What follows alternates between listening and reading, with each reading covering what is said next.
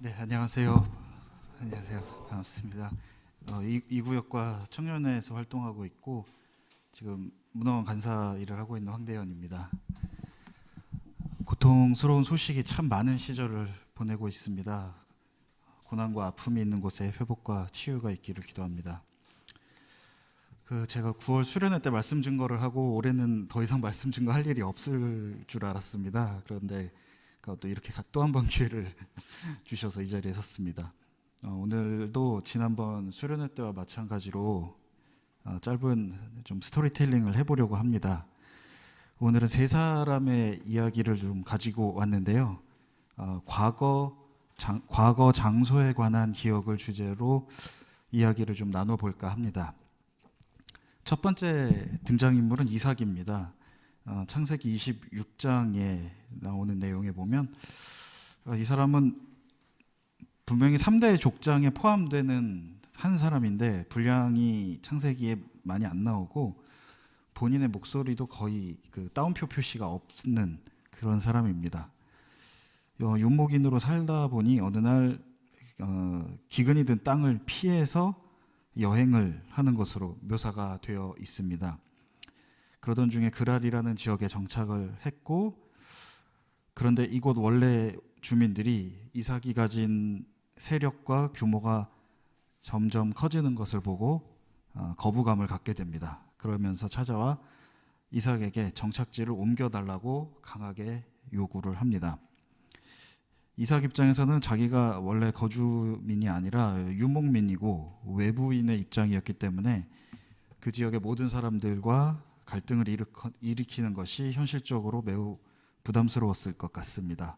그래서 대립을 피하기 위해 정착지를 몇 차례 옮겨 다니게 됩니다. 정확한 묘사는 나타나 있지 않지만 이삭은 사람들이 모여있던 동네를 떠나서 평원으로 나갔다고 합니다. 그러던 중에 아버지 아브라함이 사용했던 장소까지 이동을 하게 되었고, 아버지가 죽은 후 블레셋 사람들이 막았던 우물을 다시 파냈다라고 적혀 있습니다. 사막에서 물을 얻는 중에 몇 차례 물을 발견을 했고, 또 몇 차례 그것 때문에 그 지역 거주민들과 마찰이 발생을 했고, 그것을 피하기 위해 자리를 옮겨 다녔습니다. 그러다가 결국 과거 아브라함과 같이 지냈던 브엘세바까지 돌아오게 되었다고 언급되어 있습니다. 그런데 창세기 21장에 보면 아브라함도 그것과 똑같은 사건을 겪은 적이 있습니다. 우물을 사용하는 권리를 놓고 역시 인물도 똑같은데요. 아비멜렉이 등장해서 아브라함과 협상을 하는 모습이 나옵니다. 그리고 그때 아브라함이 확보한 장소가 이미 브엘세바다라고 언급이 되어 있습니다. 그런데 이삭 역시 이곳저곳을 돌고 돌아서 정착한 새로운 장소를 브엘세바라고 불렀다고 합니다. 창세기에 이런 게 좀 자주 나오죠. 스토리 전개의 앞뒤가 뭔가 맞지 않는 부분들이 곳곳에 있습니다. 왜 이럴까 의문도 들지만 오늘은 단순하게 이야기가 주는 의미를 거기서 추출해 보려는 것이기 때문에 전개가 어설프거나 내용이 이상하게 반복되는 것은 그냥 넘어가도록 하겠습니다.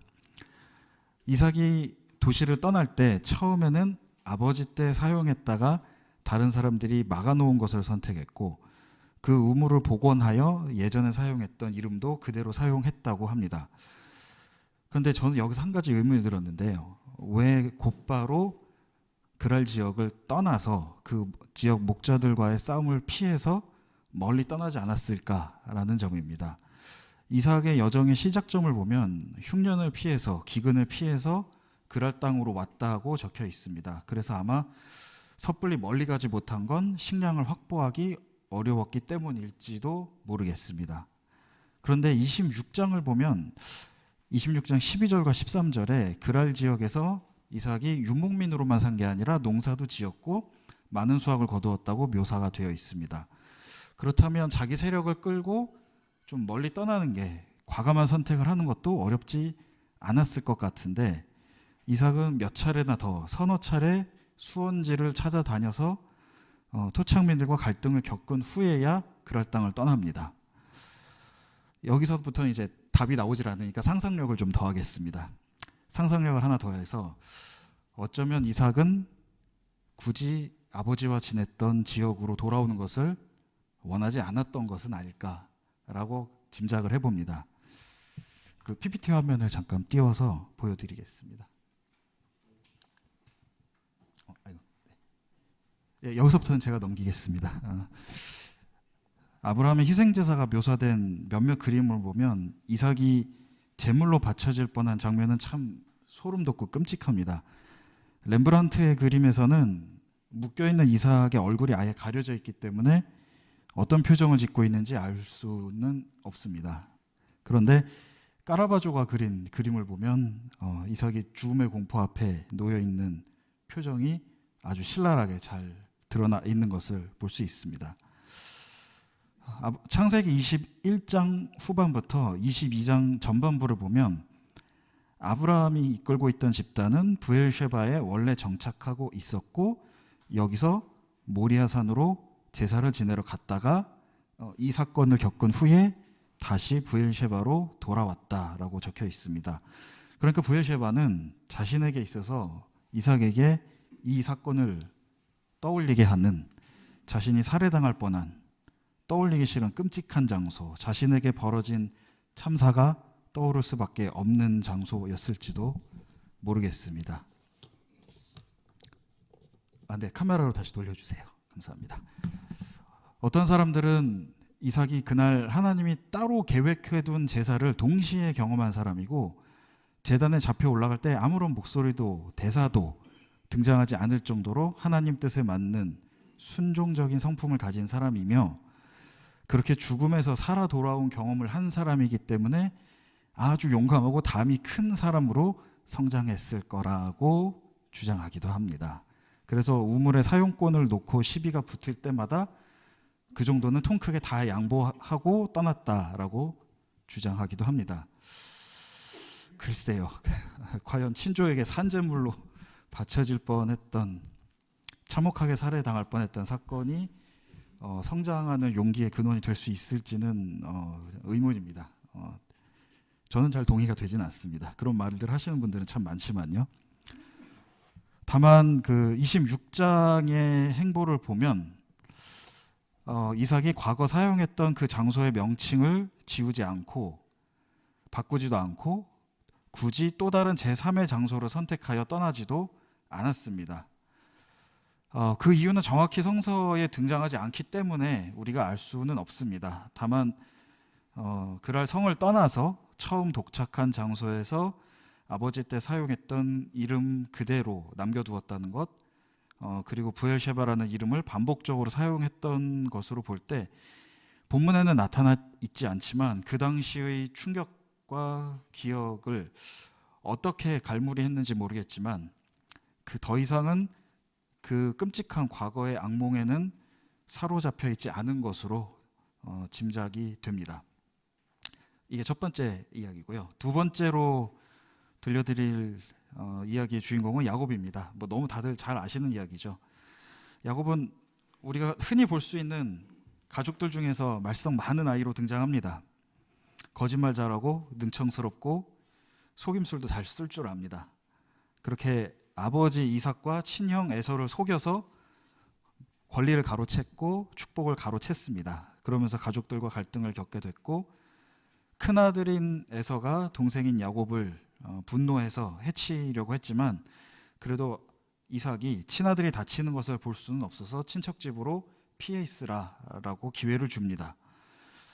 그리고 어머니인 리브가가 큰아들 에서의 결혼 문제로 갈등이 있었기 때문에 에서보다는 야곱이 대를 잇는 게 더 낫겠다라고 이미 판단을 한 상태였고 그래서 야곱이 에서를 피해서 도망치도록 도와줍니다.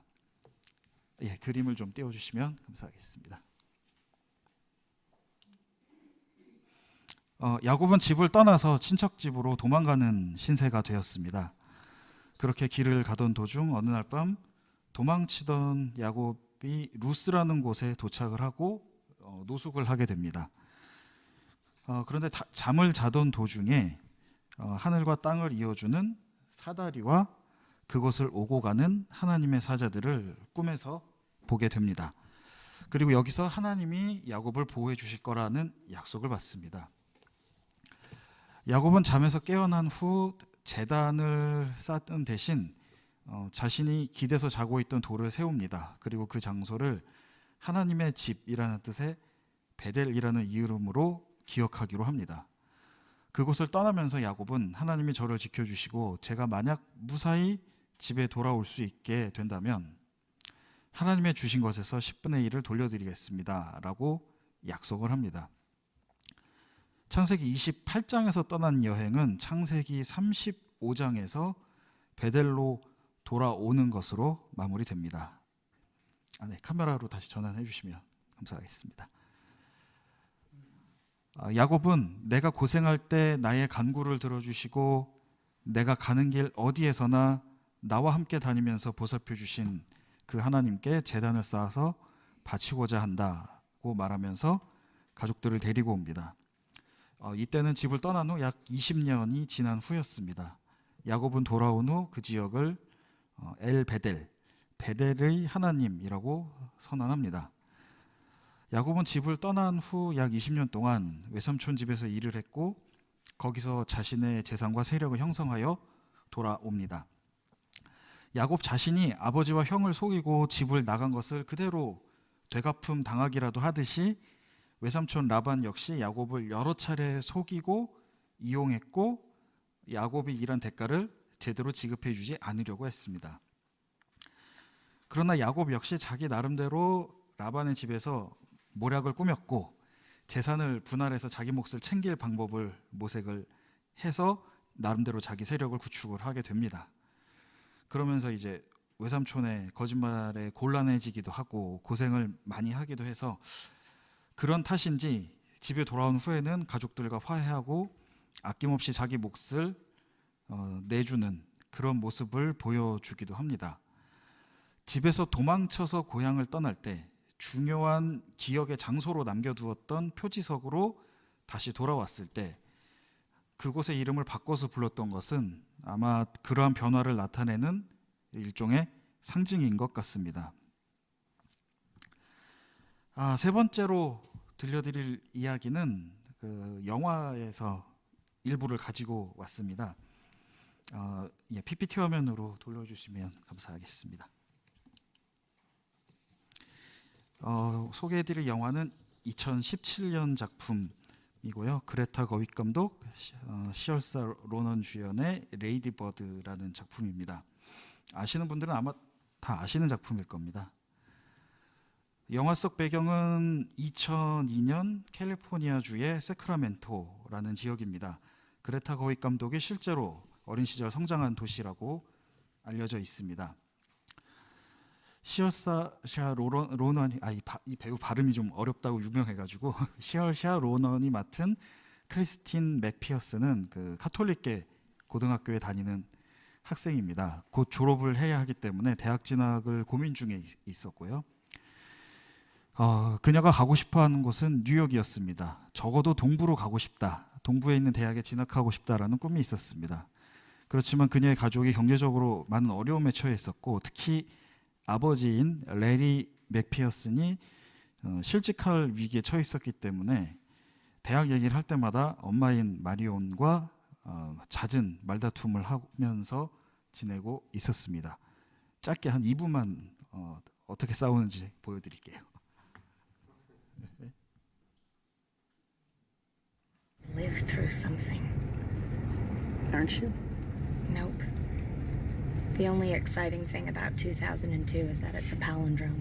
Okay, fine. Well, yours is the worst life of all, so you win. Oh, so now you're mad? No, it's because just you're I being wanted ridiculous to listen to because you music? have a great life. I'm sorry, I'm not perfect. No one's asking you to be perfect. Just consider it would do. I don't even want to go to school in this state anyway. I hate California. I want to go to the East Coast. Your dad and I will barely be able to afford in-state tuition. There are loans, Your brother, your very smart brother, he can't even find a job. He and Shelley work. They have They jobs. bag at the grocery store. That is not a career, and they went to Berkeley. Your father's company is laying off people right and left. Did you even know that? No, of course you don't, because you don't think about anybody but yourself. An immaculate heart is already a luxury. Immaculate fart. You wanted that, not me. Miguel saw someone knifed in front of him at Sac High. Is that what you want? So you're telling me that you want to see somebody knifed He right in front of you? barely Right in saw front of- that. I want to go where culture is, But like how New in the world York, did I raise such a or at least snob? Connecticut or New Hampshire, Well, where you writers couldn't live in the get woods. into those schools anyway. Mom, You can't even pass your driver's test. because you wouldn't let me practice The way enough. that you work, or the way that you don't work, you're not even worth state tuition, Christine. My name is Ladybird. Well, actually, it's not, and it's ridiculous. Call me because your Lady name Bird is like you said Christine. you would. You should just go to City College. You know, with your work ethic, just go to City College and then to jail, and then back to City College, and then maybe you'd learn to pull yourself up and not expect everybody to do everything. In the name of the Father, the Son, and the Holy Spirit. Let the Lord be with you. And also with you. Welcome all of you back to the start of a new school year. All the Xavier boys and Immaculate Heart girls.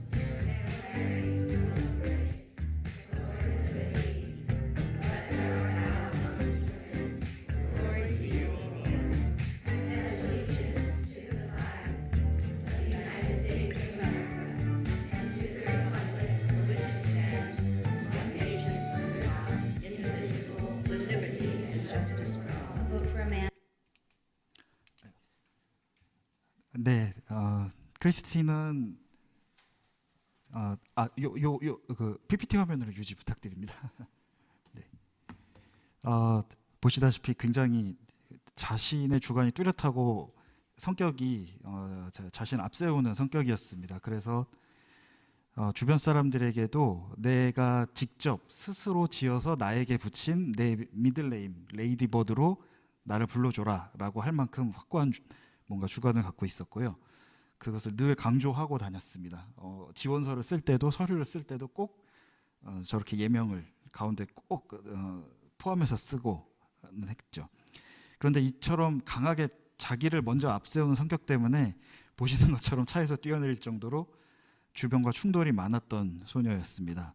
자신이 연극부 오디션에서 주연 자리를 차지하지 못하게 되자 연극 연습 참여에 굉장히 무책임하게 소홀하게 참여했고, 예상치 못하게 자기랑 가장 친한 친구가 주연을 차지하게 되니까 그 친구랑 관계가 아주 틀어질 만큼 욕심도 많고 야망도 큰 크리스틴이었습니다.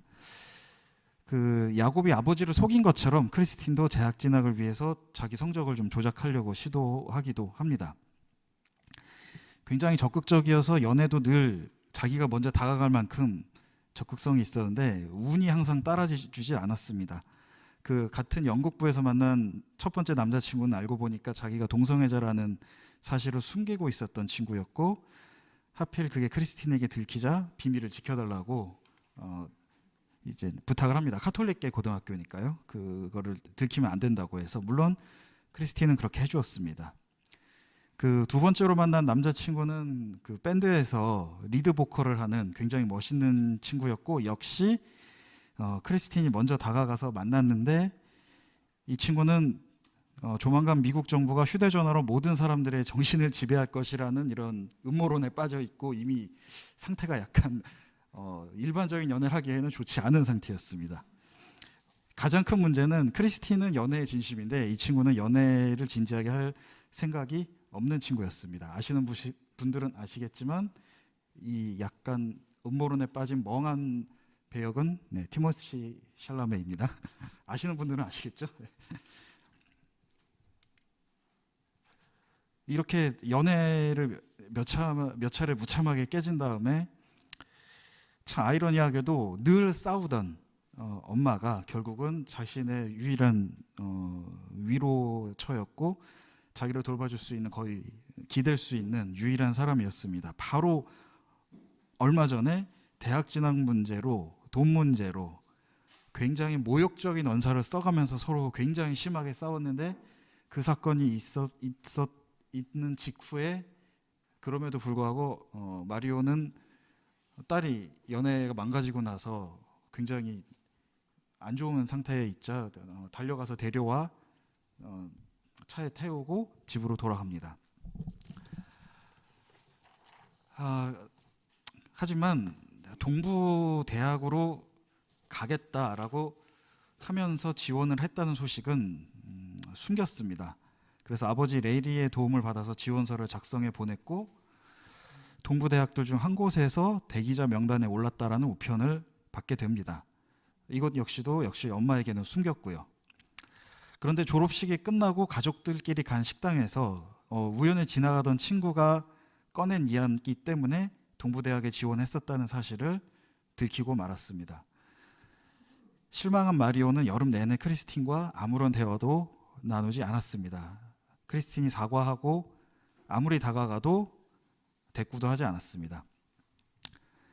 뉴욕의 한 학교에서 결국 합격 서류를 받은 크리스틴은 아빠와 단둘이 18번째 생일을 맞이합니다. 그렇게 성인이 된 크리스틴은 자기 방을 정리하고 자기 흔적들을 치워놓고 아버지 도움으로 학자금을 마련한 후에 뉴욕으로 떠날 준비를 합니다. 함께 공항까지는 왔지만 마리오는 여기는 주차료가 비싸라는 핑계를 대면서 공항 게이트로 같이 따라 들어가지 않았습니다. 그렇게 차를 몰고 주변을 배회하다가 갑자기 감정이 복받쳐서 울음을 터뜨리면서 터미널로 뛰어갑니다. 하지만 크리스틴은 이미 떠난 후였고 레이리와 함께 집으로 돌아가게 됩니다.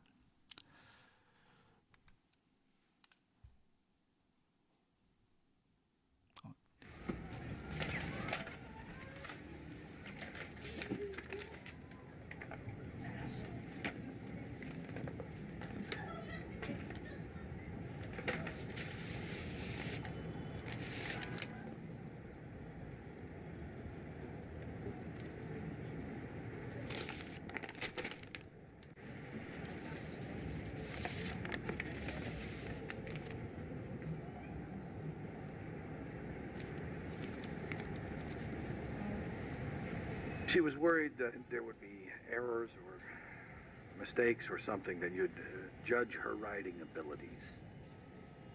I wouldn't do that. I thought you should have them. But I want you to know how much she loves you, but also don't tell her I salvaged them, okay? Okay.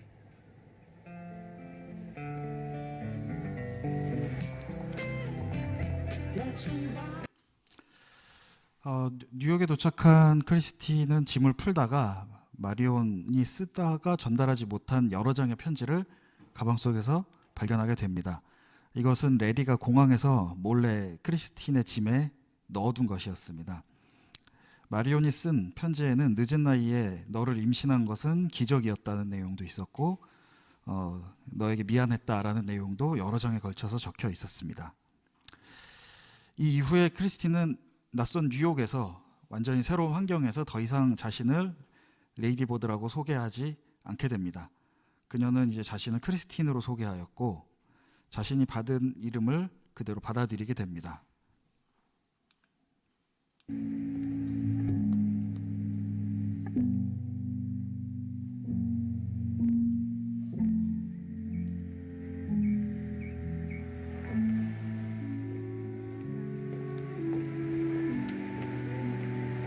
Excuse me, what day is it? Sunday? Thank you.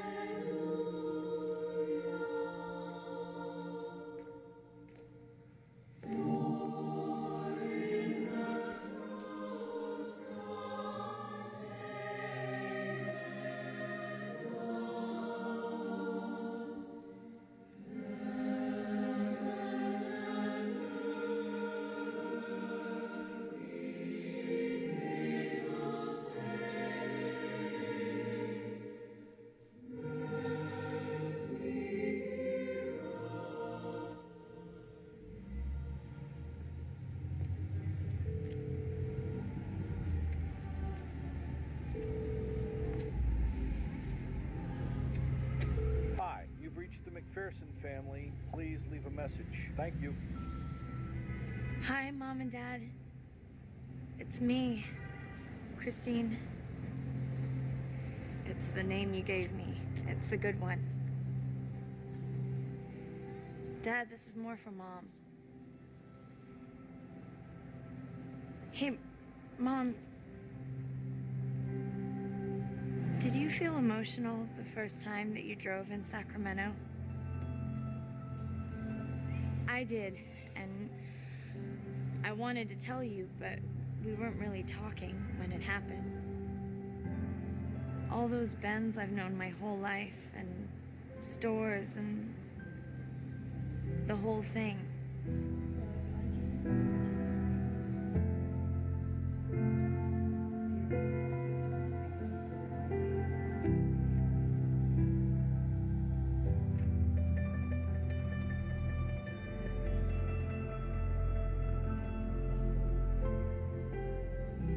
But I wanted to tell you. I love you. Thank you. Thank you.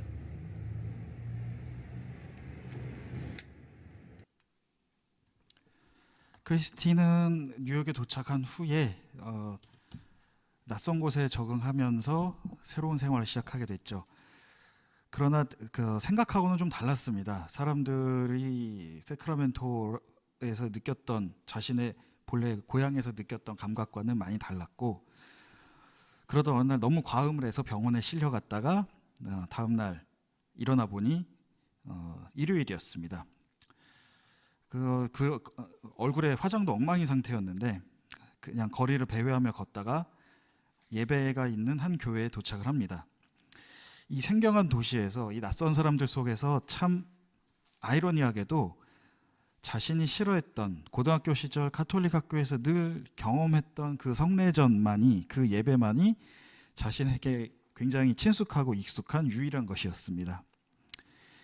예배 장소에 들어가서도 앞에 나가지 못하고 2층 발코니에서 그 장면을 멀리서 관망하며 한숨을 크게 쉬는 모습에서 낯선 곳에 있는 이방인의 모습, 그러면서도 뭔가 고향에서의 친숙함을 같이 느끼는 아주 오묘한 모습을 같이 볼 수가 있습니다. 크리스틴은 가족들에게 전화를 걸어 자신이 미처 이야기하지 못하고 떠난 자기 고향 세크라멘토의 모습, 자신이 재발견한 세크라멘토의 모습을 이야기합니다. 그것은 더 이상 자신이 떠나고 싶었던 낡고 숨막히고 답답한 동네가 아니라 아름답고 감성적인 장소로 기억에 새롭게 남게 되었습니다. 오늘 제가 들려드린 세 사람의 이야기에서 공통점은 과거의 어느 한 지점이 삶의 여정 가운데 중요한 곳이었다라는 점을 나중에 다시 발견했다는 점입니다. 그래서 저는 오늘의 제목을 과거의 재발견이라고 붙여보았습니다. 그리고 또 한 가지 공통점은 그들이 각자 과거에 머물렀던 장소의 이름을 부르면서 거기에 의미를 부여했다는 것입니다. 오늘 이야기에서 들려드렸던 것처럼 떠나왔던 장소의 이름을 그대로 다시 부르기도 하였고요. 이름의 의미를 덧붙여서 바꿔서 부르기도 했고요. 그 이름을 그대로 불렀지만 전혀 다른 느낌을 담아 그곳의 기억을 재구성하기도 하였습니다. 물론 세 편의 이야기가 굉장히 다른 결을 갖고 있다는 점을 솔직히 말씀드리지 않을 수 없습니다. 이삭의 이야기는 과거의 장소로 돌아와 이전의 이름을 불렀을 때 참혹했던 경험과 기억이 치유된 것인지 명확히 알 수는 없었습니다. 야곱의 이야기는 어떻게 보면 하나님과의 약속이 이루어진 내용이지만 다른 각도에서 조금만 비틀어 보면 물질적으로 크게 성공해서 자랑스럽게 고향에 돌아오는 금의 환영하는 이야기처럼 보일 여지도 있습니다. 크리스틴의 이야기는 완전히 현대적인 성장 드라마이고 가족들이 갈등할 수밖에 없는 이유 역시 지극히 오늘날 금융자본 시스템에 속해 있기 때문에 벌어진 일들입니다. 이 앞에 두 이야기와 색감도 질감도 많이 다릅니다. 그런데도 제가 세 편의 이야기를 좀 오늘 묶어서 가져온 이유는 제가 이들의 이야기에서 굉장히 많은 사람들의 모습을 겹쳐서 보았기 때문입니다. 성인이 된 후에 자신이 성장해온 집을 떠나서 자립해야 하는 사람들, 여러 가지 이유로 고향을 떠나서 이주할 수밖에 없었던 사람들, 유학이나 이직을 이유로 터전을 옮겨야 하는 사람들, 여러 가지 이유로 고향을 떠나야 하는 사람들도 있겠죠. 그리고 각자 다양한 사정으로 교회를 떠나 다른 교회를 찾아서 순례하는 사람들, 이런 많은 사람들의 모습이 이 이야기들에서 겹쳐 보였습니다. 오늘 등장인물들 모두 자신의 출발지를 떠날 당시에 여행이 어떻게 진행될지, 어떤 식으로 이어지게 될지 알지 못했기 때문에 매우 불안했을 것입니다. 제가 오늘 영화의 마지막 장면이 스포가 돼서 정말 죄송한데 그 장면을 굳이 보여드릴 수밖에 없었던 이유는 낯선 곳에서 새롭게 시작을 해야 하는 한 청년의 불안한 표정을 한번 같이 공유해 볼 수 있는 기회를 갖고 싶어서였습니다. 삶의 여정 속에 있는 많은 사람들이 그 여행에서 일정한 시기가 지난 후에 자신이 떠났던 곳을 다시 거쳐가게 될 때, 혹은 그 장소로 다시 떠올렸을 때 그곳이 자신의 과거 삶에서 하나의 중요한 의미 있는 전환점이었다는 것을 재발견할 수 있으면 좋겠습니다. 제 경우에도 그랬습니다. 2000년대 중반쯤에 강남 청소년 수련관 시절의 세길 공동체에 두어 차례 방문했던 일이 있었고, 그때는 그저 스쳐 지나간 기억이었지만 이런 공동체가 있을 수도 있구나라는 신선한 기분을 느끼고 갈 수 있었습니다. 대략 10여 년이 지난 후에 제가 다시 오사안에서 방문했던 세길은 이제는 저한테 새로운 정착지가 되었고 새로운 의미로 재발견되었습니다. 그리고 이제는 우리 교회, 우리 공동체가 되었고요. 어떤 특정한 장소에 대한 기억을 갖고 계실까요? 그 공간이 여러분의 삶에 어떤 의미를 주었을까요? 다시 찾아볼 수 있는, 다시 이름을 불러볼 수 있는 과거의 의미 있는 장소를 하나쯤 갖고 계신가요? 그런 기억이 마음을 고통스럽게 하고 우리를 참담한 심정 가운데 지내게 만드는 힘든 소식이 참 많은 시절을 보내고 있는 지금의 우리에게 작은 위로가 될 수 있으면 좋겠습니다. 이런 작은 소망을 담아서 오늘 말씀을 나눴습니다. 다시 한번 고난과 아픔이 있는 곳에 회복과 치유가, 그리고 평화가 함께 있기를 기도합니다. 말씀 마치겠습니다.